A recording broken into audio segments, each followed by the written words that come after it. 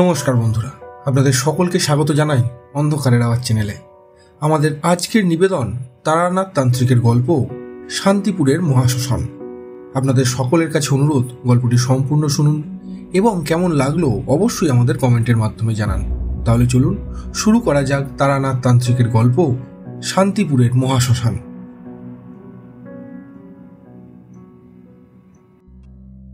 তারানাথ ভালো গল্প বলতো ঠিকই, কিন্তু মানুষটা খুব একটা মিশুকে নয়, কেমন যেন লুকিয়ে রাখে নিজেকে। এই আমরা আমি আর কিশোরী ওর বাড়িতে গিয়ে গিয়ে গল্পের আড্ডায় ও তর্কে ওকে একটু যা পরিবর্তন করতে পেরেছি, কিন্তু যেটুকু পরিবর্তন হয়েছে তা কেবল আমাদের কাছেই। বিকেলের পরে যখনই আমরা যাই, সারাদিন একাকিত্ব ভোগ করার পর তারানাথের মুখ তখন উজ্জ্বল হয়ে ওঠে। তবে তারানাথের সাথে আমরা তর্ক করতাম, কারণ তা না করলে তার মুখ থেকে অত্যাশ্চর্য ঘটনা বের হয়ে আসতো না। তবে সে বলতে শুরু করলে আমরা যেভাবে মুগ্ধ দৃষ্টিতে তার দিকে তাকিয়ে থাকতাম, তা দেখেই তারানাথ খুব সন্তুষ্ট হতো।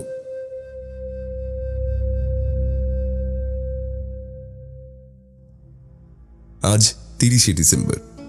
এই দিনটায় অফিসে যেতে আমার খুব ভালো লাগে, কারণ যতই কাজের চাপ থাকুক না কেন, পরবর্তী দুদিন কোনোভাবেই আর অফিস যাওয়ার প্রয়োজন নেই। তাই অফিস ছুটির পরই ঠিক করলাম আজ তারানাথের বাড়ি যাব। প্রায় 10 দিন হয়ে গেল তার সাথে আমাদের দেখা সাক্ষাৎ নেই। সোজা রওনা দিলাম কিশোরীর মেসের উদ্দেশ্যে। রাস্তায় অস্বাভাবিক ট্রাফিক থাকার কারণে পৌঁছতে একটু দেরি হয়ে গেল। দেখি কিশোরী তার মেসের সামনে একটা ইটবালির ঢিবির উপর দাঁড়িয়ে আছে। আমায় দূর থেকে দেখতে পেয়ে বলল, আরে ভায়া, কি ব্যাপার? অফিস থেকে বাড়ি যাওনি নাকি? আমি উত্তরটা দিলাম তার কাছে গিয়ে, না আজ আর বাড়ি গেলাম না, কাল পরশু তো ছুটি, আর তাছাড়া এত তাড়াতাড়ি বাড়িতে গিয়েই বা কি করব। এই তার চেয়ে ছোট তারানাথের বাড়ি একটু ঘুরে আসি, অনেকদিন হয়ে গেল ওদিক যাওয়া হয়নি। ঠিক আছে, যাওয়াই যায়। এমন হাড় কাঁপানো শীতের রাতে তারানাথের আশ্চর্য সব গল্প শুনতে ভালোই লাগে, কি বলো? তা তুমি একটু দাঁড়াও, বুঝলে, আমি বরঞ্চ চাদরটা নিয়ে আসি। একটু পরে কিশোরী ঘর থেকে একটা চাদর গায়ে চাপিয়ে ফিরে এলে পকেট থেকে দুটো সিগারেট বের করে একটা ওকে দিলাম আর একটা নিজে ধরালাম। হেঁটে হেঁটে যাব ঠিক করলাম আমরা, কারণ বছরের শেষ হোক বা শুরু, মাসের শেষে আমাদের দুজনেরই পকেট গড়ের মাঠ হয়ে থাকে। বরং যা টাকা আছে তাই দিয়ে তারানাথের জন্য 1 প্যাকেট পাসিং শো কেনা যাবে।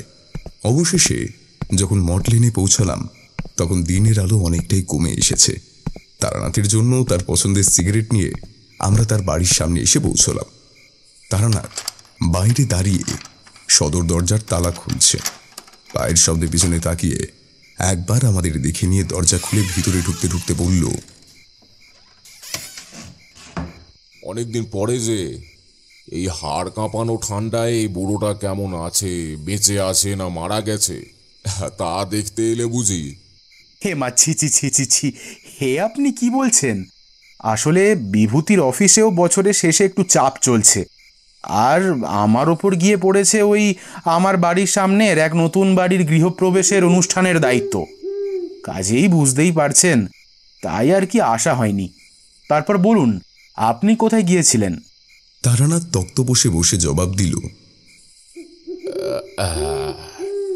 গিয়েছিলাম একটা চিঠি পাঠাতে। অনেকদিন ধরেই আমার এক পুরনো বন্ধুর কথা খুব মনে পড়ছে, তাই ভাবছি কয়েকটা দিন গ্রামের বাড়িতে গিয়ে ঘুরে আসবো। হ্যাঁ, তা আপনি ঘুরে আসতেই পারেন, তবে কয়েকদিন পর কিন্তু চারি আসবে, সে কথা মাথায় আছে তো? এই এরই বেমালুম ভুলে গিয়েছিলাম। আর তাছাড়া ইংরেজি নতুন বছরের শুরুতে কলকাতা থেকে কোথাও যাওয়া যাবে না। এক মারোয়ারি পরিবারের কর্তা বা তার ছেলে প্রথম সপ্তাহে নিয়ম করে আমার কাছে আসে। আর আসবে নাই বা কেন? ওদের গোটা পরিবারকে আমি যে জায়গা থেকে বাঁচিয়ে ফেরাতে পেরেছি, তা মনে পড়লে আমার হৃৎপিণ্ড এখনো ভয়েতে কেঁপে ওঠে। যখনই সেদিনের কথা মনে পড়ে, সেই রাতে চোখের পাতা আমি এক করতে পারি না। তারানাথের কণ্ঠস্বর শেষের দিকে একটু কেঁপে গেল যেন। বুঝতে পারলাম ডিসেম্বরের এই প্রবল শীতের রাতে আমরা একটি গ্রামের অলৌকিক গল্প শুনতে চলেছি। ঠাকুরমশাই, ঠাকুরমশাই বলুন না সে গল্প, দরকার হয় আজ রাতটা আমরা এখানেই থাকবো। কি বলো ভায়া? আমি সম্মতিসূচক মাথা নেড়ে তারানাথের দিকে তাকালাম। দেখলাম তার মুখে কোনো প্রকার অভিব্যক্তির ছাপ নেই।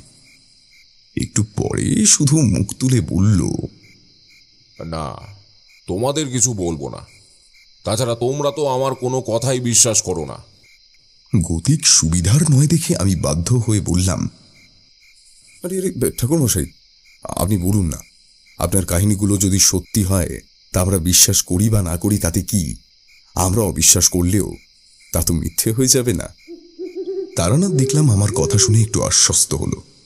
একটা লম্বা নিঃশ্বাস ছেড়ে আমাদের দিকে ঘুরে বসল। তা বেশ, তবে বলি শোনো, এই ঘটনার পাত্র পাত্রী কিন্তু এখনো জীবিত, তাই কিছু জিনিস একটু ঢাকাঢুকি দিয়ে বলবো। কই, একটা সিগারেট দাও। তারানাথ কিছুটা শান্ত হয়ে একটা সিগারেট ধরিয়ে বলতে শুরু করল,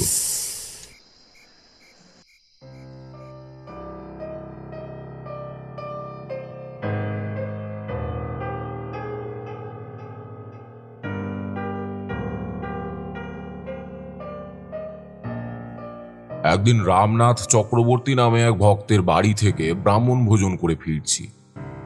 পায়রাগাছি পর্যন্ত পৌঁছে একটা পরিচিত চায়ের দোকানে একটু বিশ্রাম নেব আর চা খাবো বলে বসলাম। চায়ের দোকানদার হারান ঘোষ আমায় অত্যন্ত শ্রদ্ধা করত আর ভালোবাসত। অনেক চেষ্টা করেও কোনোদিনও এক কাপ চায়ের দাম তাকে নেওয়াতে পারিনি আমি। তা সেদিন আমি তার ঝুপড়িতে ঢুকতেই আমায় দেখে প্রণাম করে সে বলল, ঠাকুরমশাই, আমি চা বসিয়েছি, একটু অপেক্ষা করুন। ততক্ষণ এই নিন একটা সিগারেট খান।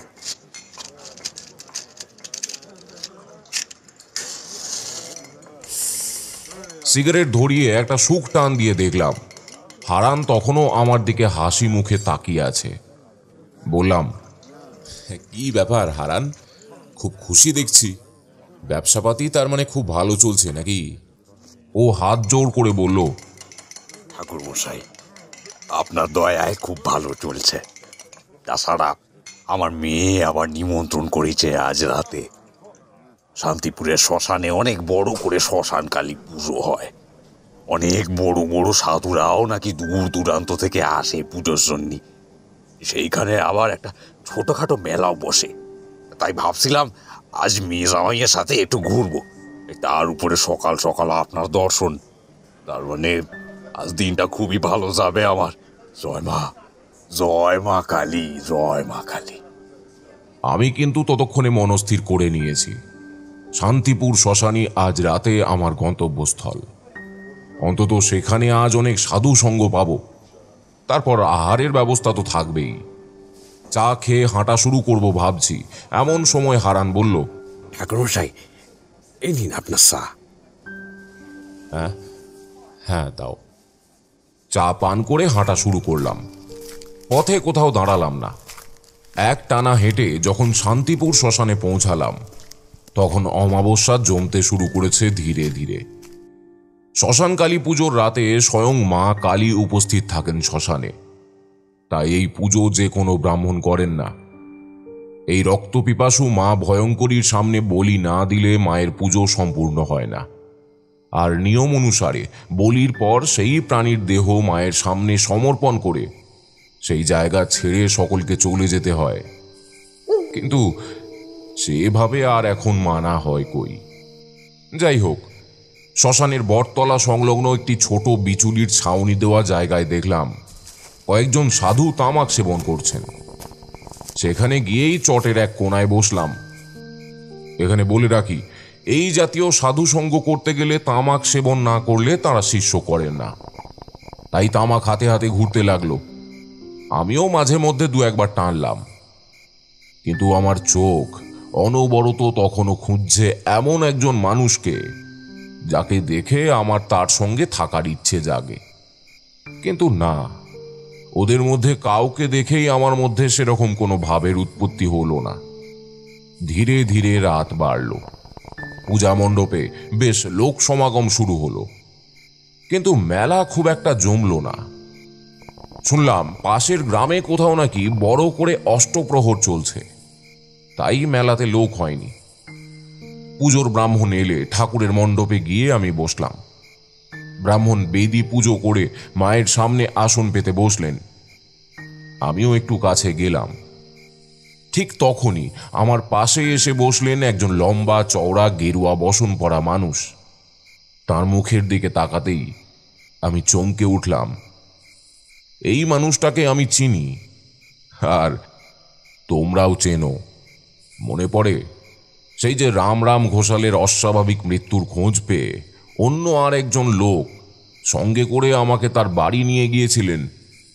সেই মানুষটি অর্থাৎ বিশ্বেশ্বর ভট্টাচার্য আমার পাশে এসে বসলেন। তারপর আমার উদ্দেশ্যে বললেন, কি ব্যাপার হে তারানাথ, কেমন আছো? আরে ঠাকুর মশাই, আপনি? আমি ওই আছি। আপনার শরীর কেমন আছে? সৌজন্যতার খাতিরে প্রশ্নটা করলাম ঠিকই, কিন্তু নিজের চোখে দেখে বুঝলাম তার চেহারায় তেমন কোনো পরিবর্তন হয়নি। যেমনটা আগে দেখেছিলাম ঠিক তেমনই আছেন। আমার কাঁধে হাত রেখে বললেন, আমি ভালোই আছি। এই যে মোটে মোটে ঘুরে বেড়াই আর যতটা বাড়ি মানুষের সেবা করি, এই আর কি। আজ তা এদিকে এলেন কি মনে করে? বিশু ঠাকুরের মুখটা হঠাৎ শুকিয়ে গেল। এদিকে পুরোহিত মশাই শ্মশানকালী মায়ের মন্ত্রপাঠ শুরু করেছেন। আমি প্রশ্নটা আবার করলাম, আপনি বললেন না তো কারণটা? বিশু ঠাকুর একটু পাশে সরে এসে বসলেন। তোমায় বলতে কোনো আপত্তি নেই। আমি এসেছি এখানে একটা বাড়ি সস্তায়ন করতে। কয়েকদিন আগে খবর পাই এক মারোয়ারি ব্যবসায়ী এখানে এসে বসত বাড়ি বানিয়েছে। অনেক ব্রাহ্মণ দিয়ে পুজোও করিয়েছেন, কিন্তু গৃহপ্রবেশের পর থেকেই তার ছোট বৌমা খুব অসুস্থ হয়ে পড়েছে, একেবারে শয্যাশায়ী। স্থানীয় ডাক্তার বুদ্ধি তো ছেড়েই দাও, কলকাতার বড় বড় ডাক্তাররা পর্যন্ত রোগ ধরতে পারেনি। কথাটা কানে এলে মনে হলো ওর হয়তো খুব বিপদ। একবার চাই, ওই যে তোমায় আগেই বললাম, যতটা পারি মানুষের সাহায্য করার চেষ্টা করি। এখন যেমন তোমাকে দেখে মনে হচ্ছে তুমি সঙ্গীহীন হয়ে পড়েছ, তোমার সঙ্গী দরকার। যাবে আমার সঙ্গে? এই মানুষটার আচরণের সঙ্গে আমার আগেই পরিচয় আছে। ওর মুখ দেখলে বা কথা শুনলেও অতল মনের হদিশ কিছুতেই পাওয়া যায় না। তবে আমার অবস্থা সত্যিই এখন বিশু ঠাকুর যা বললেন তাই। আমার সত্যিই এখন একটা সঙ্গীর দরকার।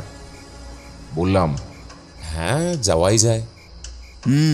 তাহলে কাল ভোর নাগাদ আমরা এখান থেকে বের হব। আজ রাতটা চলো পুজো দেখেই কাটিয়ে দিই, কেমন? বিশু ঠাকুর আমায় অবাক করে পুরোহিত মশাইয়ের কাছ থেকে ত্রিকাঠিতে পেঁচানো লাল সুতো চেয়ে এনে আমার হাতে বেঁধে দিলেন।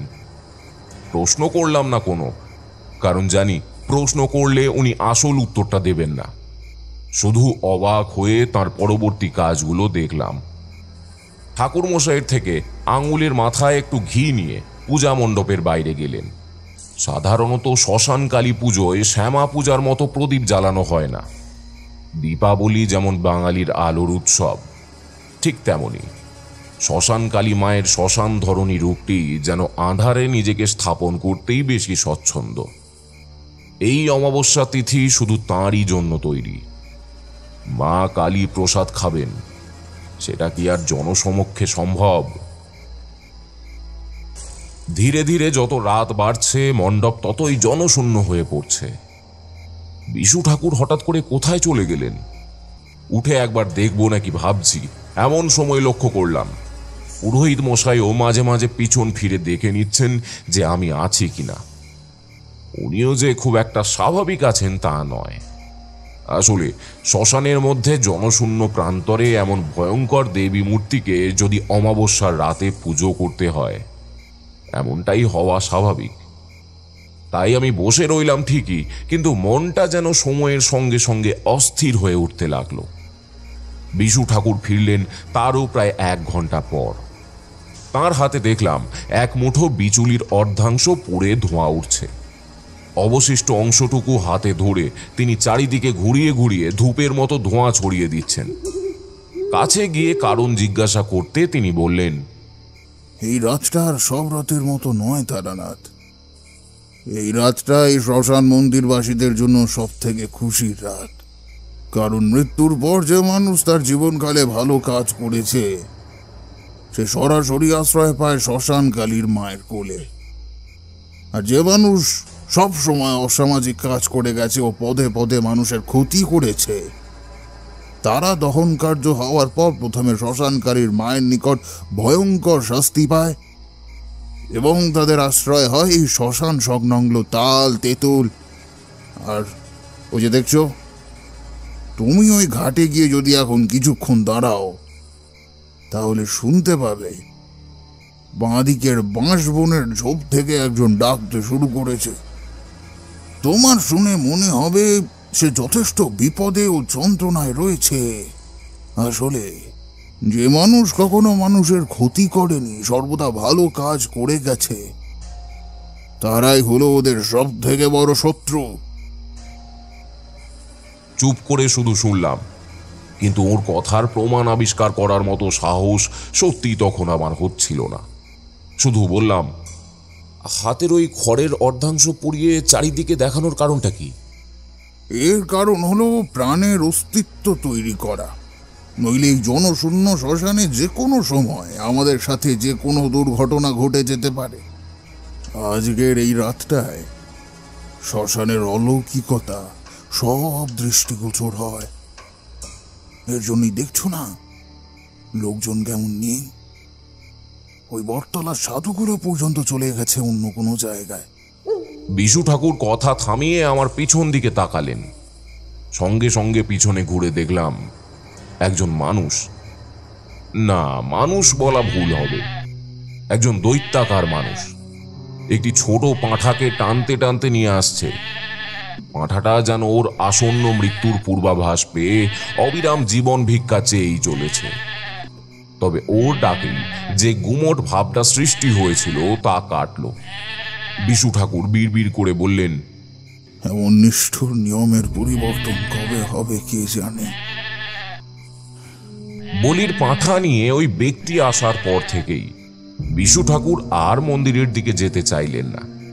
আমার হাত ধরে টেনে নিয়ে তিনি গেলেন বটতলায় খড়ের ছাউনি দেওয়া জায়গাটায়।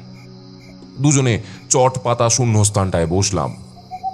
খানিক আগে এখানেই কত সাধু বসে তামাক সেবন করছিলেন। বিশু ঠাকুর তাঁর পুটলি থেকে একটি কৌটো বের করে বললেন, এতে খানিকটা দুধ আছে, এটা তুমি খেয়ে নাও। একটু বিশ্রাম করে না নিলে সকাল সকাল বেরোতে পারবে না। আমি খেয়ে নিয়েছি, আমার জন্য ওটা রাখার কোনো প্রয়োজন নেই।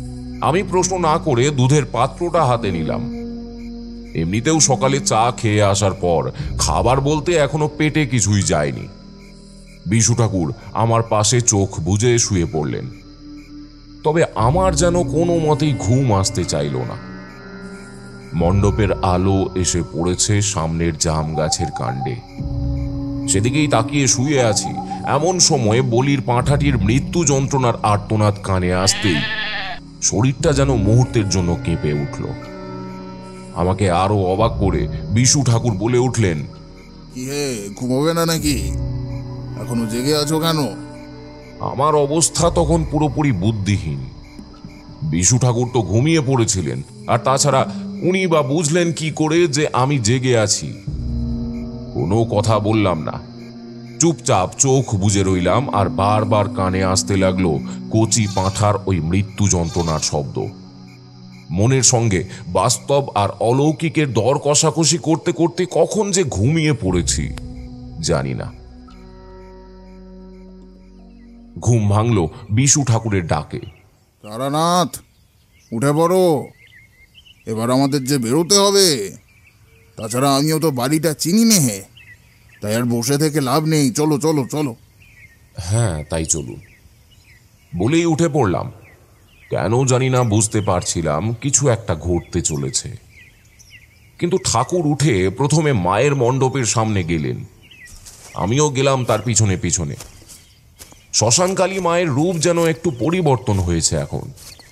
পাট পাট করে সাজানো কোমর ছাড়ানো চুলে যেন বিক্ষিপ্ততার ছাপ পড়েছে। তবে সেটা মনের ভুলও হতে পারে, কিন্তু মায়ের সামনে যা দেখছি তা মনের ভুল নয়। মায়ের বেদির সামনে তখনও অবশিষ্ট বলির পাঁঠার চাপ চাপ রক্ত ছড়ানো। আমি ওখানে দাঁড়িয়ে হাত জোর করে প্রণাম করেই পথের দিকটায় সরে এলাম। বিশু ঠাকুরও চলে এলেন প্রায় তখনই। শুরু হলো আমাদের অজ্ঞাত পথ চলা। শান্তিপুর নামের সঙ্গে জায়গার যে অপরিসীম মিল তা বর্ণনা করে বোঝানো সম্ভব নয়। গ্রামের সরু রাস্তার দুপাশের যত্ন করে লেপে বানানো মাটির বাড়ি এবং গোবর ছড়া দেওয়া প্রশস্ত উঠোনগুলোর মাঝে মাঝে বিভিন্ন রঙের ফুলের বাহার, সেই দৃশ্য ভোলবার নয়। এখনকার সময় তোমরা যা দেখো তা কেবল পরিকল্পনা, কিন্তু জেনে রেখো, পরিকল্পনাহীন সৃষ্টির সৌন্দর্য এই পৃথিবীর সবথেকে মূল্যবান বস্তু।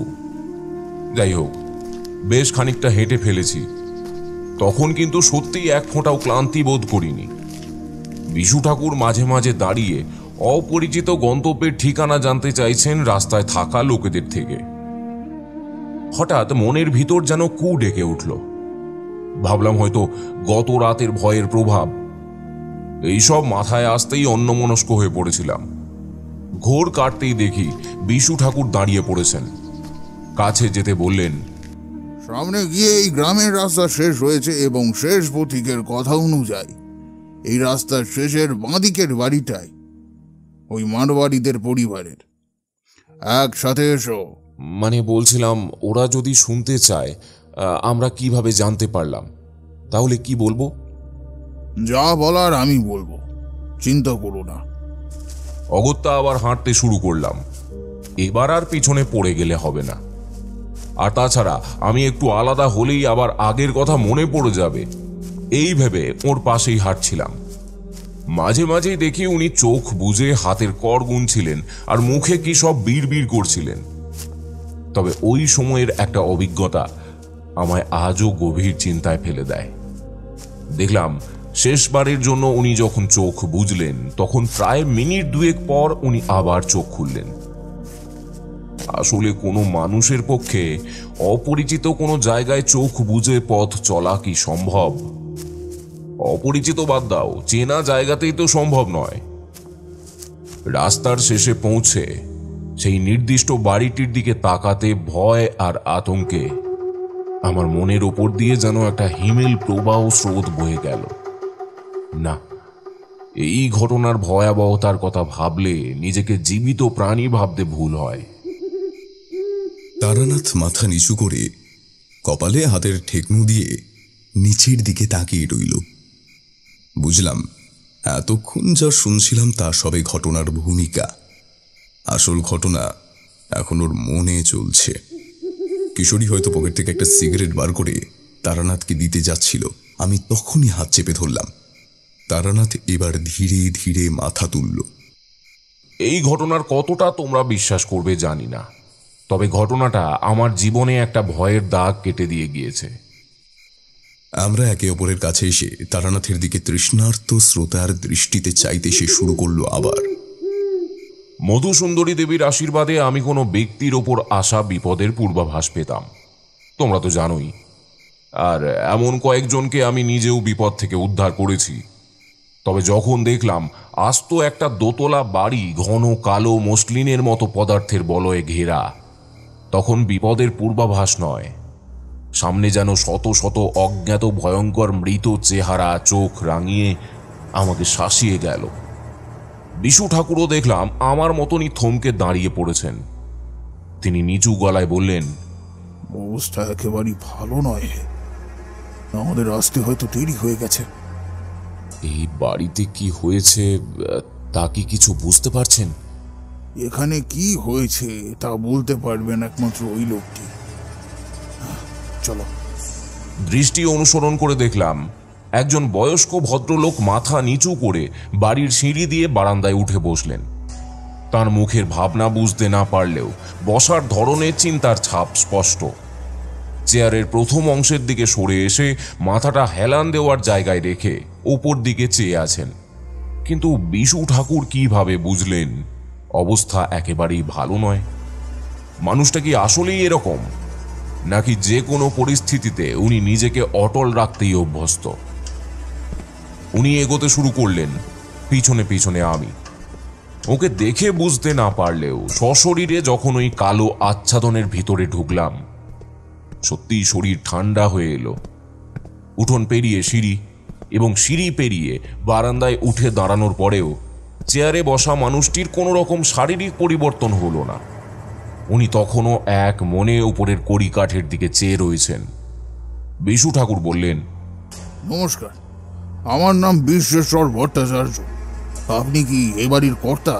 লোকটি ধরফর করে উঠে সোজা হয়ে বসলেন। এতক্ষণ না বুঝতে পারলেও এবার বুঝলাম। ওর দুশ্চিন্তার আবরণ চেহারায় নিখুঁতভাবে ফুটে উঠেছে। নিজেকে যতটা সম্ভব স্বাভাবিক করে বললেন, হ্যাঁ, আমি এবারই মালিক। আমার নাম বেদপ্রকাশ আগরওয়াল। তবে আপনাদের তো... আপনি আমাদের চিনবেন না? আমরা এসেছি এ বাড়ির ব্যাপারে কিছু খবর পেয়ে। যদি কিছু মনে না করেন তাহলে একটু জানতে পারি কি আপনাদের কাছে ঘটনাটা কি? বিশু ঠাকুরের কথা শুনে মনে হলো উনি কিছুই জানেন না এই সম্বন্ধে। ওর এই অভিনয় করার ক্ষমতাটা অসাধারণ। কিন্তু আমি আরো অবাক হলাম বেদপ্রকাশ বাবু স্পষ্ট বাংলায় কথা বলায়। উনি আমাদের দুজনের দিকে একবার তাকিয়ে উঠে দাঁড়িয়ে বললেন, এই দেখুন, আমারই মতিভ্রম। দুজন ব্রাহ্মণ সন্তান আমার বাড়িতে এসে দাঁড়িয়ে রয়েছে, আর আমি... আপনারা বসুন, বসুন ঠাকুরমশাই। গৃহকর্তা যে অনেক বড় মনের মানুষ তা তার চোখ মুখ দেখে আমি আগেই বুঝেছি। কিন্তু এই পরিস্থিতিতে নিজেকে সামলে স্বাভাবিক আচরণ করা যায় না। তার মধ্যে সেই পরিপূর্ণতাটা থাকে না। তার প্রতি কৃতজ্ঞতা জানিয়ে আমরা দুজন তার সামনে বসলাম। এই নুডু, বারান্দায় চা দিয়ে যা তিনটে। আর বেদপ্রকাশ বাবু, আপনি ব্যস্ত হবেন না। আপনি শান্ত হয়ে বসুন, চাটা পরে হবে, পরে খাবো। আগে শুনি না ঘটনাটা কি হয়েছে। গৃহস্বামী হাত জোর করে আবার বসে পড়লেন। তার চোখে মুখে একটা আতঙ্কের পর্দা টেনে দিল তার বর্তমান পরিস্থিতি। কাঁপা কাঁপা হাতে পকেট থেকে একটা চুরুট বার করে জ্বালাতেই চা দিয়ে গেল নুরু। হাতে চায়ের কাপ নিয়ে উনি বলতে শুরু করলেন, প্রায় 25 বছর হয়ে গেল আমি দেশের বাড়ি থেকে এখানে এসেছি। প্রথমে আমি একাই ব্যবসা সূত্রে এখানে আসি। বিয়ের পর পরিবারের অবস্থা ভালো না থাকায় সংসার চালানো খুব দুষ্কর হয়ে যাচ্ছিল। তবে কলকাতায় ব্যবসা দাঁড় করানোর জন্য অনেক টাকা লাগিয়ে দিয়েছিলাম একবারে। কিন্তু ব্যবসার অবস্থা ধীরে ধীরে নিচের দিকে যাচ্ছিল। এমন সময় লক্ষ্মীদেবী সহায় হন। আমি লটারিতে 2 লক্ষ টাকা জিতি। তারপর ব্যবসা বড় করি, আর ঈশ্বরের কৃপায় পিছনে ফিরে তাকাতে হয়নি আমার। কলকাতায় জায়গা কিনে বাড়ি করি। তারপর দেশের বাড়ি থেকে সবাইকে এখানে নিয়ে আসি। শুধু আমার বড় ছেলে অর্জুনকে রেখে আসতে হয় ওর পড়াশোনার জন্য। অনেক টাকা আয় করেছি ঠাকুরমশাই। এখন আর কোনো কিছুরই অভাব নেই। কলকাতা থেকে এসে শান্তিপুরে বাড়ি বানানোর জন্য জায়গা কিনি। দেখতেই তো পারছেন, এত বড় বাড়ি করেছি এই প্রত্যন্ত অঞ্চলে। 2 সপ্তাহ আগে এই বাড়ির উঠোনে ধুমধাম করে ছোট ছেলের বিয়ে দিই। নতুন বৌমাকে দিয়ে গৃহপ্রবেশ করাবো এই আশায় বাড়িতে পুজোর আয়োজন করলাম। সেই দিন থেকেই শুরু হলো অমঙ্গল।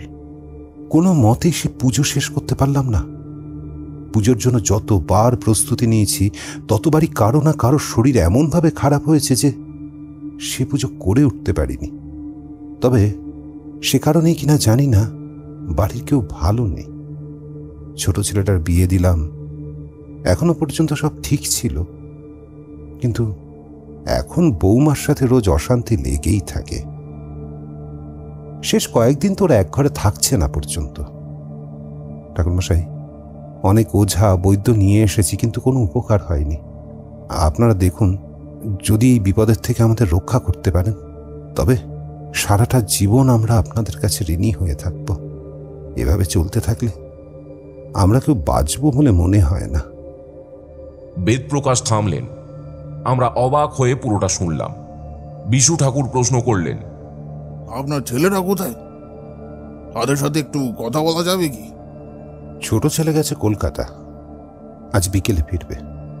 আর বড় ছেলে অর্জুন বিয়ে থা করে ওখানেই সংসার ধর্ম করেছে। ছোট ছেলের বিয়েতে এসেছিল, আবার চলেও গেছে। তাহলে বাড়িতে এখন কে কে আছে? এ বাড়িতে ওই আমি, আমার স্ত্রী, ছোট বৌমা আর একজন রান্না করার বামন। আরও দুজন কাজের লোক ছিল, তারা হঠাৎ আসা বন্ধ করে দিয়েছে। ও আর নুরু, ও আমার সাথে প্রায় 15 বছর ধরে আছে। আমার ব্যবসার কাজকর্ম থেকে শুরু করে সমস্ত টুকটাক কাজ ওর হাতেই হয়। যাই হোক, আপনাদের দেখে ক্লান্ত মনে হচ্ছে খুব। চলুন আপনাদের একটা ঘর খুলে দিই, একটু বিশ্রাম নিয়ে নেবেন। অত ব্যস্ত হওয়ার কিছু নেই, আর আমাদের বিশ্রামের প্রয়োজন তেমন একটা হয় না। চলুন একবার আপনাদের বাড়ির চারিদিকটা ঘুরে দেখতে চাই।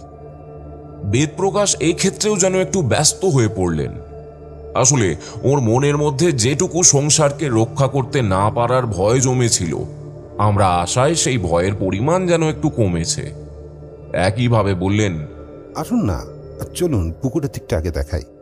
আমরা তাকে অনুসরণ করলাম। সিঁড়ি থেকে নেমে ডান দিক বরাবর প্রশস্ত উঠোন ছাড়িয়ে একটা কৃষ্ণচূড়া গাছের তলায় কালো জলের একটা বিরাট পুকুর দেখলাম।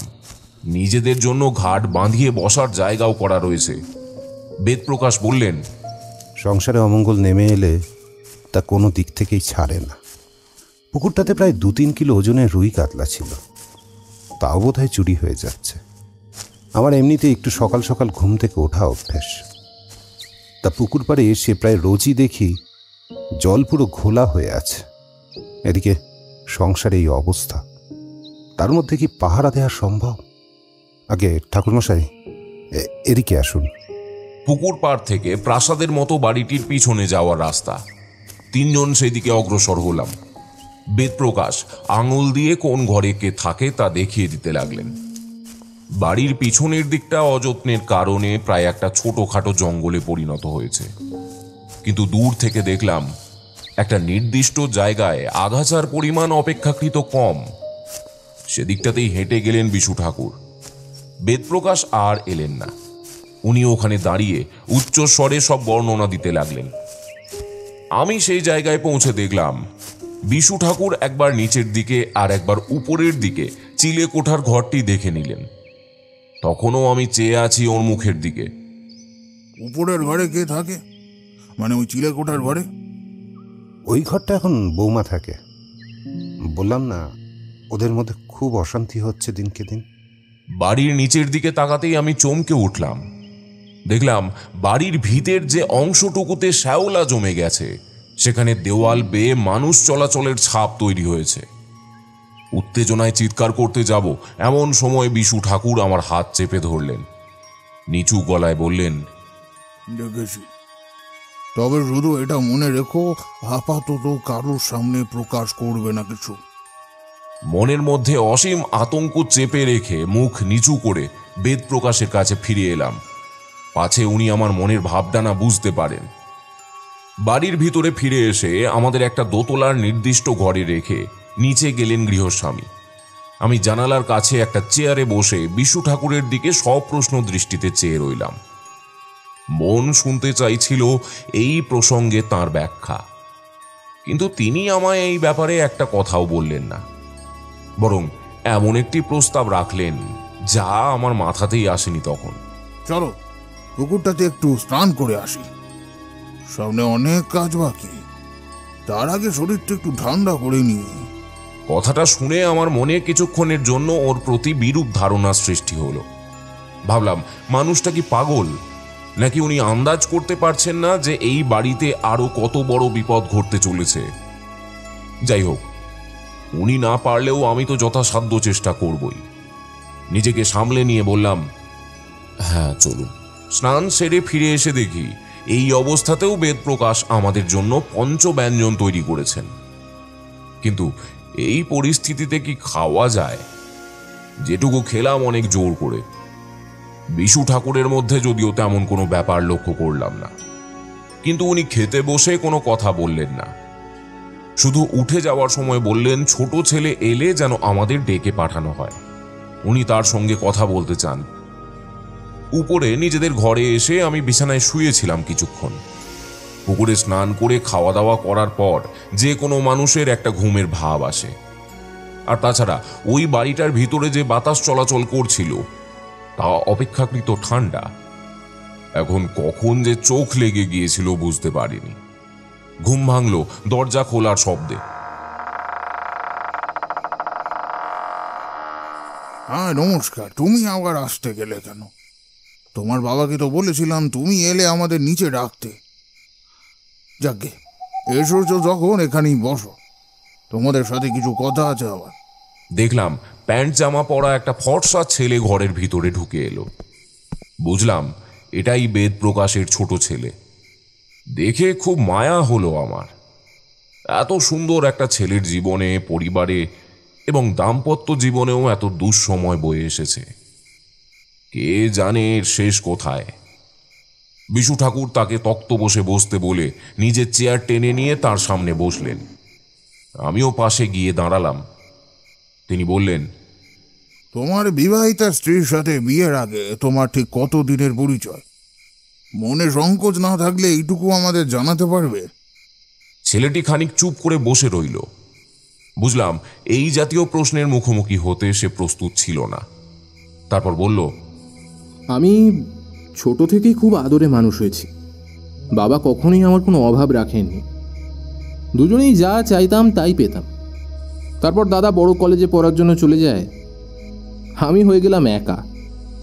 এবার ব্যবসার চাপ হোক বা অন্য কোনো কারণে জানি না, বাবা আমাদের খোঁজ নেওয়াটাও একসময় বন্ধ করে দিয়েছিলেন।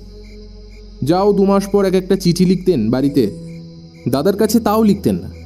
এর জন্য দাদা আমায় অল্প অল্প হিংসে করত। তারপর একদিন বাবা বাড়ি এলেন এবং সবাইকে বললেন যে যার মতো গুছিয়ে নিতে। উনি কলকাতায় বাড়ি কিনেছেন, এবার থেকে আমরা সেখানে থাকব। আমরা সবাই চলে এলেও দাদা অভিমান করে এলো না। আমার আর জোনাকির প্রথম দেখা কলকাতায়, কলকাতা বিশ্ববিদ্যালয়। তারপর ধীরে ধীরে ভালোবাসা। বাড়িতে বলতেই বাবা একবারও জানতে চায়নি ওর ব্যাপারে।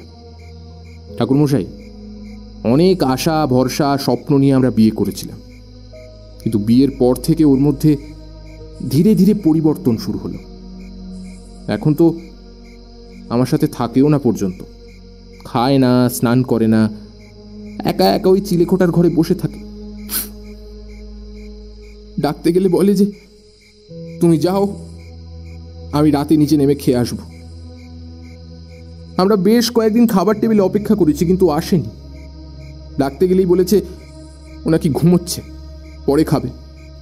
কি হলো বলুন তো ঠাকুরমশাই? হ্যাঁ, ডাক্তার ভর্তি তো কম এলো না বাড়িতে, কিন্তু কই কোনো কিছুতেই কোনো লাভ হচ্ছে না তো। বলে সে ডান হাত দিয়ে নিজের চোখ দুটি চেপে ধরল। মনে মনে খুব কষ্ট হলো এই বাড়ির লোকজনের অবস্থা শুনে। তারপর এতদিনের একটা ভালোবাসার সম্পর্কের মানুষের আচরণ যদি বিয়ের পরে এমন হয়ে যায়, তবে সেই ছেলের অবস্থা কি হয় একবার ভাবো। না নিজের বাবা মায়ের কাছে মন খুলে কিছু বলতে পারবে, না নিজে কিছু ঠিক করতে পারবে। বিশু ঠাকুর তার কাঁধে হাত রেখে বললেন, চিন্তা করো না, আমরা যখন এসে পড়েছি কোনো না কোনো ব্যবস্থা ঠিক করে দিয়েই তবে যাব। তুমি একবার আমাদের ওই চিলেকোঠার ঘরে নিয়ে যাবে? হ্যাঁ চলুন, আমার সঙ্গে আসুন। আমরা তার সঙ্গে এগোলাম। বড় বারান্দা পেরিয়ে উত্তরের শেষ প্রান্তে চিলেকোঠায় যাবার সিঁড়ি। সেদিকে যত এগোচ্ছি ততই যেন মন ও পরিবেশ দুটোই ধীরে ধীরে ভারী হচ্ছে। জয়নের পেছনে বিশু ঠাকুর আর তার পিছনে আমি। তখনই শুনতে পেলাম শব্দটা। কেউ কি নাক ডাকছে? মানে কোনো লোক কি দিনভর কাজ করে ক্লান্তির পর ঘুমিয়েছে? আমার সঙ্গে সঙ্গে ওরাও শব্দটা শুনল। জয়ন বলল, এটা নিশ্চয়ই নরুর নাক ডাকার শব্দ। ওর এই বদ অভ্যাসটা আছে। সিঁড়িটা যেখানে বাঁক নিল ওখানেই একটা ঘর আছে, তবে ওটাই হয়তো নুরুর ঘর। কিন্তু না, এই শব্দ তো আমরা যতটা উপরে যাচ্ছি ততই স্পষ্ট হচ্ছে। তবে কি ওই মেয়েটা এইভাবে নাক ডাকছে? ঘরের দরজার কাছে পৌঁছে আর কোনো সন্দেহ রইল না, ওই ঘর থেকেই আসছে শব্দটা। জয়ন একবার আমাদের দিকে তাকিয়ে দরজায় হাত রাখতে দরজাটা অল্প ফাঁক হলো। বিশু ঠাকুর মাথা নেড়ে ভিতরে প্রবেশ করবার ইঙ্গিত করলেন। জয়ন ঘরে ঢুকে লাইট জেলে বলল, দাঁড়ান ঠাকুরমশাই, একটু অপেক্ষা করুন। বুঝলাম সে তার আন্তরিক ভালোবাসার মানুষটির আলুথালু অবস্থার পরিবর্তন ঘটিয়ে তার সম্মান রক্ষা করল। এই অস্বাভাবিক অবস্থাতেও তার মনে যে কোনো পরিবর্তন ঘটেনি, এটা তার অন্যতম প্রমাণ। আর তাছাড়া পরিবর্তন হবেই বা কেন? ভালোবাসার মতো সম্পর্কের থেকেই তো প্রাণী জগতের সৃষ্টি। সেই জিনিসের ব্যাপ্তি কতটা, তা আমাদের জ্ঞানের ঊর্ধ্বে। যাই হোক, তারপর বিশু ঠাকুর আর আমি ঘরের ভিতরে ঢুকলাম। প্রথমেই যে গন্ধটা নাকে এলো তা হলো ভেজা কাপড় অনেক দিন ধরে না শুকালে যেমনটা গন্ধ হয়, ঠিক তেমন। হয়তো বিশু ঠাকুরও গন্ধটা পেয়েছেন, কিন্তু জয়ন যে কোনো গন্ধই পায়নি, সেটা তার চোখের স্থিরতা দেখে বোঝা গেল। যে চোখের দৃষ্টি গিয়ে পড়েছে তার ভালোবাসার মানুষটির উপরে। মেয়েটিকে দেখলে সত্যি মুগ্ধ হয়ে যেতে হয়। শুধু সুন্দরী নয়, ভয়ঙ্কর সুন্দরী সে। খোলা চুলে সমস্ত মুখটি দেখলে দেবী মূর্তি বলে ভুল হয়। এমন একটা মেয়ের জীবনে হঠাৎ কি যে হলো যে সে তার সদ্য বিবাহিত স্বামীর সঙ্গে এক ঘরে থাকতে পর্যন্ত পারছে না। কিন্তু খাওয়া দাওয়া না করেও কারো মুখ এত উজ্জ্বল কিভাবে থাকতে পারে? বিশু ঠাকুর পা টিপে টিপে তার পাশে গেলেন। হাত বাড়িয়ে তার মাথায় হাত দিতে যাবেন, এমন সময় মেয়েটি মুখ খুলল। চলে যা, তোরা এখান থেকে চলে যা। চোখ বুজে কড়া গলায় এই কথার সঙ্গে সঙ্গেই বিশু ঠাকুর হাতের ইশারায় আমাদের বাইরে যেতে বললেন। আমি জয়নের হাত ধরে ঘর থেকে বের করে আনলাম। বিশু ঠাকুরও বেরিয়ে এলেন আমাদের পরে। তারপর নিচু গলায় বললেন, যা ভেবেছিলাম তাই, চলো এখান থেকে সবাই। ঘরে ফিরে এলাম। জয়নের মুখটি নিচু হয়ে গেল। সে চুপ করে বেরিয়ে গেল ঘর থেকে। বিশু ঠাকুর ঘরে ঢুকে দরজা টেনে দিয়ে বললেন, তারানাথ, ভয়ঙ্কর কিছু একটা ঘটেছে এই বাড়িতে। যা হয়েছে সবার চক্ষুর আড়ালে। জোনাকি মায়ের ভিতরে যে আত্মা বাস করছে কথা আমি আগেই বুঝতে পেরেছিলাম। আশা করি তুমিও বুঝেছিলে। কিন্তু এ বাড়িতে কোনো বাস্তু দোষ নেই। এ দোষ লেগেছে অন্য কারণে। কি সেটার কারণ তা কিছুতেই ধরতে পারছি না। দেখুন ঠাকুর মশাই, আমার মনে হচ্ছে যা হয়েছে তার সূত্রপাত ঘটেছে বিয়ের পরে। তবে এই বাড়ির বাস্তু, এই বাড়ির সিংহাসনের নিয়মিত পুজো করা হয়, তাই এই বাড়িতে কোনো রকমের আত্মার প্রবেশ আমাকেও চিন্তায় ফেলেছে। যে সে আত্মা নয়, এ বড় ভয়ঙ্কর অপশক্তি। তা যদি না হতো, যে শরীর তার মাধ্যম, তার বন্ধ নেত্রে আমাদের সে দেখতে পেত না। তাছাড়া তার সামনে যে মাত্র কোনো একজন ব্যক্তি যায়নি, সেটাও সে বুঝতে পেরেছে। যাই হোক, চোখ কান খোলা রেখো আজ রাতটা। কথাটা বলে তিনি আমার মনে আরো ভয় ধরিয়ে দিলেন। সেদিন রাতে আমি আর বিশু ঠাকুর ঘরেই খাবার নিয়ে খেলাম। বেদপ্রকাশ একবার এসে আমরা কতদূর কি বুঝলাম তা শুনে গেলেন। বিশু ঠাকুর তেমন কোনো সমাধান সূচক ইঙ্গিত দিলেন না।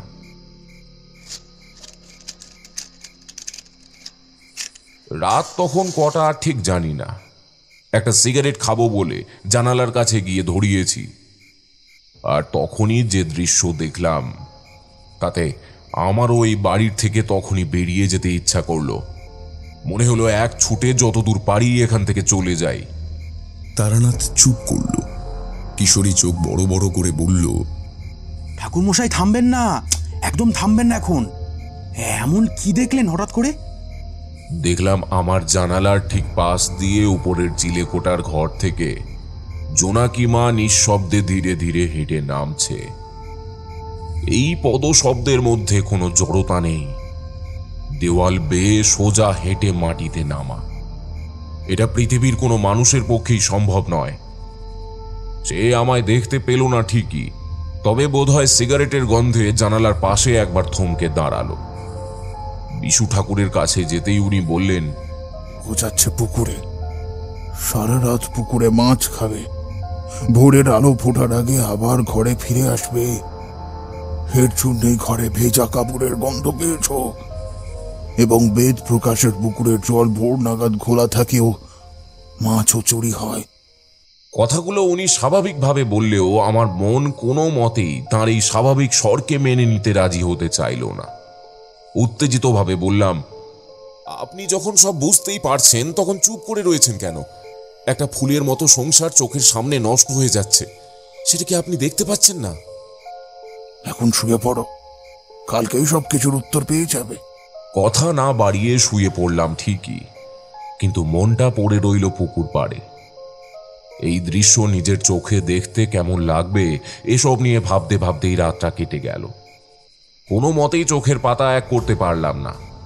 শুধু মনে পড়ল নিষ্পাপ মেয়েটির কথা। এটা তাকে যেভাবে শাস্তি দিচ্ছে তা মেনে নেওয়া কোনো মতেই সম্ভব নয়। সকালে উঠেই বিশু ঠাকুর আমাকে নিয়ে বৈঠক ঘরে গেলেন। দেখলাম ওখানে আগের থেকেই বেদ প্রকাশ উপস্থিত আছেন। হাতে একটা কাগজ নিয়ে পড়ছেন ভদ্রলোক। ঘরে ঢুকতেই বললেন, আমার এত বড় বিপদের দিনেও যে আমার কাছের মানুষেরা খোঁজ নিচ্ছে, এটাই অনেক। ঠাকুরমশাই বসুন। এই নুরু, চা নিয়ে আয়। চেয়ারে বসে বললাম, হঠাৎ এই কথা? আমার বড় ছেলে চিঠি পাঠিয়েছে, যদিও চিঠিটা খুবই সংক্ষিপ্ত। এই নিন, পড়ে দেখুন। বিশু ঠাকুর চিঠিটা হাতে নিয়ে পড়লেন। বাবা, আপনি কেমন আছেন? বাড়ির অবস্থা কেমন? আপনি অসুস্থ বোধ করলে আমায় জানাবেন, আমি আপনাকে কদিনের জন্য নিয়ে আসব।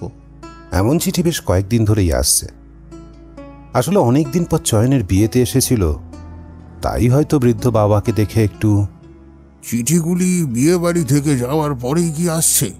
হ্যাঁ, এখান থেকে ফেরার পরে প্রায় 4টে চিঠি হলো এই নিয়ে। বউ ঠাকুরানীকে একবার ডাকা যায়, কিছু প্রশ্ন করবার আছে। নুরু সে সময় চা নিয়ে বৈঠকখানায় ঢুকতেই বেদ প্রকাশ বললেন, নুরু, আর চাটা রেখে যা তো, আর গিন্নিমাকে একটু ডেকে নিয়ে আয় তো। নুরু মাথা নেড়ে বেরিয়ে গেল। কিছুক্ষণের মধ্যেই বেদ প্রকাশের স্ত্রী মাথায় ঘোমটা টেনে বৈঠকখানায় ঢুকলেন। বয়স ওই 40 কি 45 হবে। আমায় ডেকে পাঠিয়েছেন ঠাকুর মশাই? হ্যাঁ মা, দুটো কথা আমায় জানতে হবে আপনার থেকে। বলুন। মা, বিয়ের অনুষ্ঠান যেদিন এ বাড়িতে হয় সেদিন রাতে জোনাকি মায়ের সাথে আপনার শেষবার কখন কথা হয়েছিল, একটু মনে করে বলতে পারবেন? হ্যাঁ, কেন পারবো না। আত্মীয় স্বজন সব চলে যাওয়ার পর আমি আর বড় বৌমা জোনাকি মার সাথে কথা বলতে যাই। নতুন মানুষ তো, তাই এ বাড়িতে কোথায় কি থাকে সংক্ষেপে বুঝিয়ে আমি নিচে নেমে আসি। তারপর বড় বৌমা খানিক বাদে এসে নতুন বৌমার জন্য 1 গ্লাস দুধ গরম করে দিয়ে আসে তার বাসর ঘরে। এরপর জয়ন ওর বন্ধুদেরকে রাস্তায় ছেড়ে ফিরে আসে। এছাড়া তো আর কিছু বলার প্রয়োজন নেই, আপনি এখন আসতে পারেন। বিশু ঠাকুর কি বুঝলেন জানি না, তবে গিন্নিমা চলে যেতে উনি বেদ প্রকাশ বাবুকে বললেন, আপনি আপনার ছেলেদের মধ্যে এখন বিষয় সম্পত্তির ভাগাভাগি করেননি, তাই না? না, এখনো করিনি। তবে বিয়েতে এ ব্যাপারে 2 ছেলের সাথেই কথা হয়েছে। তবে অর্জুন যেন আমায় বিশ্বাস করতে পারছে না বলে আমার মনে হলো। 1 গ্লাস দুধ পাওয়া যাবে? দুধ? হ্যাঁ, কেন পাওয়া যাবে না? একটু বসুন। বেদ প্রকাশ উঠলে বিশু ঠাকুরের দিকে নজর পড়ল। দেখলাম ওর মুখে একটা প্রতিবাদের ছাপ ফুটে উঠেছে। আমি কোনো কথা বললাম না। আর কি বা বলবো? গত রাতে যে অলৌকিক ঘটনা আমার চোখের সামনে ঘটেছে তার বাইরে এসবের কোনো কিছুই আমার মাথায় তখন ঢুকছিল না। বেদ প্রকাশ 1 গ্লাস দুধ নিয়ে এলে বিশু ঠাকুর বললেন, চলো তারানাথ, আপনিও আসুন আর এই গ্লাসটা আমায় দিন। আমরা দুজন তার পিছু নিলাম। প্রথমে উনি দোতলায় গেলেন, তারপর বড় বারান্দায় সোজা হাঁটতে বুঝলাম উনি চিলে কোঠার ঘরে যাচ্ছেন। উনি একটু এগিয়েই ছিলেন। আমরা সবে সিঁড়ি দিয়ে উঠছি, তখনই শুনতে পেলাম সেই গলার শব্দটা।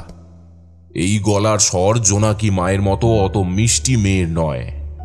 তীব্র গলায় সে বলছে, নিয়ে যা, দুধ নিয়ে যা তোরা। আমি খাবো না, খাবো না আমি। শয়তান দুটো আমায় থাকতে দেবে না, তাই না?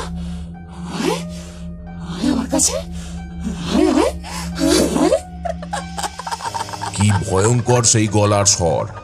সেই স্বরে এতটাই ঘৃণা মেশানো যে সামনে গিয়ে দাঁড়ানোর সমস্ত শক্তি সাহস আমি হারিয়ে ফেলেছি। কি বীভৎস সেই হাসি! বেদপ্রকাশ যেন সমস্ত শক্তি হারিয়ে ফেলেছেন। নুরুর ঘরের সামনে থেকে তখন একটা মোটা লাঠি হাতে তুলে নিয়েছেন তিনি। বিশু ঠাকুর ছিলেন ভিতরের দিকে। তিনি সেখান থেকেই ঘুরে দাঁড়িয়ে বললেন, বেদপ্রকাশ, লাঠিটা ফেলে দিন। ভুলেও তার শরীরে আঘাত করবেন না। ভুলে যাবেন না সে আপনার বৌমা। তারানাথ, শোনো, তুমি আমার কথা মন দিয়ে শোনো। এক্ষুনি শ্মশানে চলে যাও। শ্মশানবাসিনীকে জাগ্রত করে তোলো। মনে রেখো, তোমার হাতে সময় কিন্তু খুব কম। মানে আমি কি? হ্যাঁ, তুমিই পারবে। আর এক মুহূর্ত দেরি করো না, তুমি যাও। দ্রুত পায়ে বাড়ি থেকে বেরিয়ে পড়লাম। একবার রাস্তা চিনে নিলে সেখানে দ্রুত পৌঁছানো যায়, তাই শ্মশানে পৌঁছাতে সময় বেশি আমার লাগলো না। সেখানে পৌঁছে একটা নির্জন জায়গা দেখে বসলাম শ্মশানবাসিনীর পুজোয়। এই পুজোর ফল এবং প্রক্রিয়া অনেকটাই বেতাল জাগানোর মতো, কিন্তু এই ক্ষেত্রে অপদেবতা যখন একজনের শরীরে অনেক দিন ধরে বাস করছে, তখন দেবীকে জাগিয়ে আবার তাকে ফিরিয়ে আনতে হবে। আর এই পথে যদি কোনো বাধা আসে, তবে সৃষ্টিকর্তার মৃত্যু নিশ্চিত। একটি নিম গাছকে কেন্দ্র করে তার চারপাশে গণ্ডি কেটে দেহ বন্ধন করে নিলাম। দূর থেকে শ্মশানে মরা নিয়ে আসার ধ্বনি কানে আসতে লাগলো। মনকে শান্ত করে মধুসুন্দরী দেবীর নাম নিয়ে মন্ত্রপাঠ শুরু করলাম। চোখের সামনে ভাসতে লাগলো জোনাকি মায়ের করুণ মুখ। ওম ভূত প্রেত শরী বীজং বদামাদর সংযুক্তনম অপরাজিতমক্ষতং ভূতানামধি দৈবতম প্রবঞ্ছত বদং কলয়া সমলক্ষতং শ্মশানাদিপত্যন্ত্রং ক্রোধি দেবী ভাষিতম জয় জয় ক্রোধি নমং শ্মশান দেবী ত্রাহিতে ধর্মার্থ রক্ষতে দেবী কালী পূজম নমস্তে। মন্ত্রপাঠ যতই এগোচ্ছে কানে যেন ততই শেষ কৃত্যের ধ্বনি আরো জোরে জোরে বাজতে লাগলো। দেখলাম সত্যিই কিছু লোক একটা মরা নিয়ে আমার দিকে এগিয়ে আসছে। তবুও আমি মন্ত্রপাঠ থামালাম না। আমি জানি যে এই জায়গায় বসে পূজা করছি সেটা দাহ করার জায়গা নয়। তবে ভূত ডামর শেখার সময় এটাও জেনেছি যে এই জাতীয় কাজ করার সময় নানা রকম পাশবিক প্রক্রিয়ার মাধ্যমে তা নিষ্ক্রিয় করার চেষ্টা চলে। তবে এ কি দেখলাম, আমার সামনে মরা কাঁধের থেকে নামিয়ে দাঁড়িয়েছেন বেদপ্রকাশ, জয়ন, নুরু আর বিশু ঠাকুর। আর মৃত ব্যক্তিকে তা আশা করি তোমাদের বলতে হবে না। মরার খাটিয়া থেকে ধীরে ধীরে নেমে আসছে জোনাকি মায়ের দেহ। সে আমার দিকে অগ্রসর হওয়াতেও বাকিদের কোনো আপত্তি নেই, বরং তারা চারজন আমায় দেখে হাসছে। আমার মন, বুদ্ধি, বিচার, বিবেচনা সবকিছুতেই তখন যেন সেই অলৌকিকতার বিস্তার ঘটছে আলোক বর্ষ গতিতে। তবুও মন্ত্র উচ্চারণ বন্ধ করলাম না। সে আমার একদম কাছে, আরো কাছে এসে পড়েছে। এতটাই কাছে যে তাকে ছাড়া আর কিছু দেখার অধিকার হারিয়েছে চোখ। মাথার মধ্যে হঠাৎ যন্ত্রণার একটা তীব্র স্রোত বইতে লাগলো। তারানাথ শক্ত করে তার চোখ বুজে ফেলল। আমিও কিশোরী ঘেমে পুরো স্নান হয়ে গেছি। এই কনকনে শীতের রাত, জানালার থেকে ঠান্ডা হাওয়া এসে পাক খেয়ে বেরিয়ে যাচ্ছে ঘরের বাইরে। কিশোরী ধরা গলায় বলল, ঠাকুরমশাই, আপনি ঠিক আছেন তো? এখন ঠিকই আছি, কিন্তু তখন কোন জাদু বলে যে ঠিক ছিলাম জানি না। চোখ খুলে দেখলাম আমি একটা বিছানায় শুয়ে আছি। বেদপ্রকাশ আর বিশু ঠাকুর আমার মুখের দিকে চেয়ে রয়েছেন। দু হাতে ভর দিয়ে উঠে বসতেই ঠাকুর আমাকে বুকে জড়িয়ে ধরলেন। কে বলেছে তুমি পারবে না তারানাথ? তুমি পেরেছো, তুমি পেরেছো তারানাথ, তুমি পেরেছো। গৃহকর্তা হাত জোর করে আমার দিকে অশ্রু ভরা চোখে চেয়ে রয়েছেন। প্রশ্ন করলাম, জোনাকি মা এখন ঠিক আছে তো? সে এখন ভয় মুক্ত, শুধু একটু জ্বর আছে গায়ে। ডাক্তার এসেছেন, ঠিক হয়ে যাবে সব। আসলে একটা মানুষ যদি প্রতিনিয়ত সারা রাত পুকুরের জলের মধ্যে থাকে তাহলে তার জ্বর আসাটা তো স্বাভাবিক, তাই না? আর দ্বন্দ্বে রাখবো না, বলেই ফেলি সবটা। আপনার ছোট ছেলের বিয়েতে আপনার বড় ছেলে অর্জুন এসে যখন দেখলো আপনি তার বিয়ে এত ধুমধাম করে দিচ্ছেন, তখন তার মনে এটাই প্রশ্রয় পেল যে আপনি আপনার সমস্ত বিষয়, আশ্রয়, সহায় সম্পত্তি আপনার ছোট ছেলেকে দিয়ে দেবেন, যেহেতু ছোট ছেলেকে আপনি বেশি ভালোবাসেন। কিন্তু এটা তো বাবাকে সরাসরি বলা অসম্ভব। তাই অর্জুন ও তার স্ত্রী এটাই ঠিক করলো যে ছোট ভাইকে সংসারী হতে দেওয়া যাবে না। আর যেহেতু ভালোবাসার বিয়ে, তাই সেখানে ফাটল তৈরি করাও সহজ। কিন্তু এক্ষেত্রে আমি সত্যি অনুপ্রাণিত যে আপনার ছোট ছেলে জয়নের নিশ্চিদ্র ভালোবাসা দেখে সত্য বিবাহিত স্ত্রীর এই রূপ আচরণের পরেও তার চরিত্রের বিন্দু মাত্র পরিবর্তন হয়নি। তাহলে বুঝতে পারছেন বেদপ্রকাশ বাবু, আপনার বড় ছেলে অর্জুনের হঠাৎ আপনার প্রতি এত ভালোবাসার উদয় হওয়ার কারণ? ওর নজর শুধুই আপনার তিল তিল করে জমানো অর্থ এবং প্রতিপত্তির উপর। আপনাকে অনেক ধন্যবাদ, কারণ এই বিষয়ে আপনি আমার চোখ খুলে দিয়েছিলেন। এই কারণেই আমি গিন্নি মায়ের কাছে শুনি জোনাকি মায়ের সাথে বিবাহের দিন রাতের বেলা তার সাথে কে কে দেখা করেছিল। আসলে এটা আপনার বাড়ির বাস্তু দোষ নয়, এ বাড়িতে দোষ ঢুকিয়েছে জোনাকি মায়ের হাতে দেওয়া আপনার বড় বৌমার ওই 1 গ্লাস দুধ। ওতে মেশানো ছিল কোনো অপঘাতে মৃত ব্যক্তির পিণ্ড না দেওয়া অস্থি। বাকিটা তো আপনারা চোখের সামনেই দেখলেন। আমরা যদি আসতে আরো দেরি করে ফেলতাম তবে জানি না আর কি কি হতো। এইটুকু বলে বিশু ঠাকুর হাত জোর করে ঊর্ধ্বমুখে প্রণাম করল। গিন্নিমা আমার আর বিশু ঠাকুরের পা ধরে অনেকক্ষণ কান্নাকাটি করলেন। সেই দিনের কথা মনে পড়লে আজও মন এক অপার শান্তিতে ভরে ওঠে। এই পরিবারের সুখ আমরা শেষ পর্যন্ত ফিরিয়ে দিতে পেরেছিলাম। তারানাথের এই কাহিনীটি শুনে আমাদের মন তার প্রতি শ্রদ্ধায় ভরে গেল। কিশোরীকে কোনো মতে সেদিন ও বাড়ি থেকে বের করতে পেরেছি। ফেরার সময় তারানাথ শুধু বলেছে জানুয়ারির প্রথম সপ্তাহে জয়ন এলে আমরা যেন অবশ্যই তার সাথে দেখা করতে যাই। একটু বলে রাখি, জয়নবাবু এসেছিলেন 6ই জানুয়ারি এবং সেদিন কিন্তু তারানাথকে আবার শান্তিপুর যেতে বলেছিলেন কোনো এক বিশেষ কারণে। ভাবছি এবার তারানাথের সাথে যাব শান্তিপুরে। তোমরা যাবে কি?